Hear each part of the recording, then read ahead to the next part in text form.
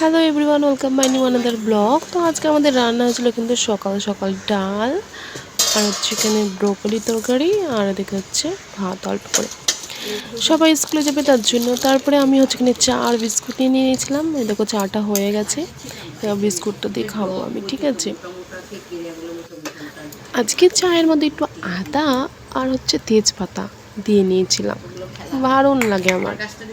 আর এবার কাপে টেনে নিয়েছিলাম। আর হ্যাঁ, এই কাপটা কিন্তু ওরা বৌদি দিয়ে করেছে আমাকে, পয়সা ছিল না বলে। তো চলো এবার তোমাদের বাকি কাজগুলো দেখাই। এখানে চাল ধুয়ে নিয়েছিলাম ভাতের জন্য, আর এখানে চালটা জলটা ধুয়ে ফেলে দিলাম। আর এদিকে মসুরির ডালটা মেপে নিলাম, দিয়ে এটা ধুয়ে এবার বসিয়ে দেবো। আর হ্যাঁ, তোমাদের ভিডিওগুলো যদি ভালো লাগে অবশ্যই কমেন্টের মাধ্যমে বলবে। তবে উৎসাহ পেলে তো তবে তো ব্লগ দিতে ইচ্ছা করবে না, বলো, একটু লং ভিডিও।